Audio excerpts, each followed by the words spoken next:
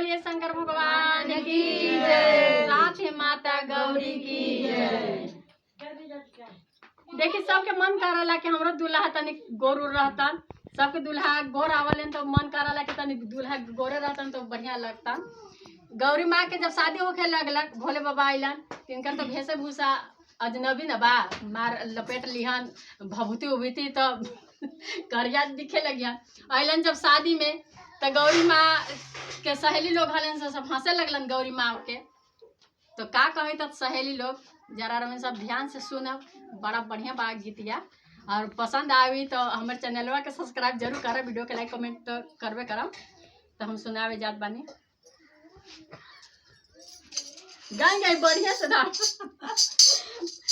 सबके दुल्हवा बड़ी गोर है ये गौरा, तोहरे दुल्हवा काहे करिया है ये गौरा, तोहरे दुल्हवा बड़ी गोर है ये गौरा, तोहरे दुल्हवा काहे करिया है ये गौरा, तोहरे दुल्हवा काहे करिया है ये गौरा।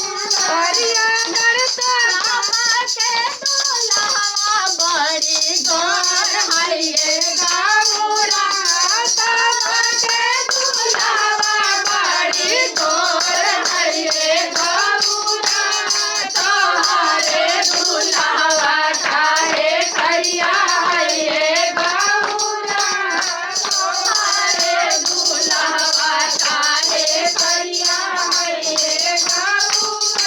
यही पर गौरा जी बोलतिया का कि गरिया बा त का बा, बड़ा गुणमान बा, नौकरी बा, जेकरा पास नौकरी बा ओकर तो महत्व न बा, चाहे करिया रह चाहे कुछ रह। तो गौरी माँ कहतिया कि करिया है त का है नौकरिया है त का है नौकरिया है ये गौरा, करिया है त का है नौकरिया है ये गौरा, पर्वत बैठल दुनिया देखा है ये गौरा, पर्वत बैठल दुनिया देखा है ये गौरा, करिया है दादा है सार बितवा है ये गौरा, करिया है दादा है सार बितवा है ये गौरा,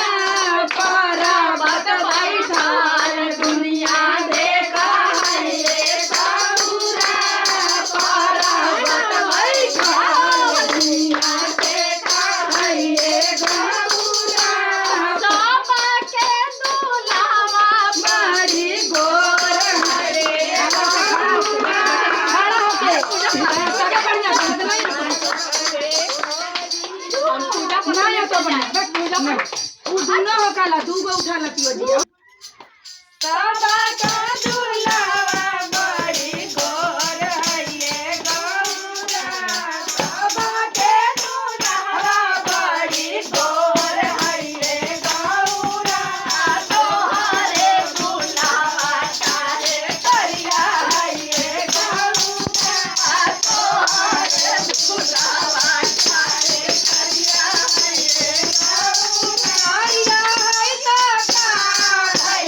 करिया है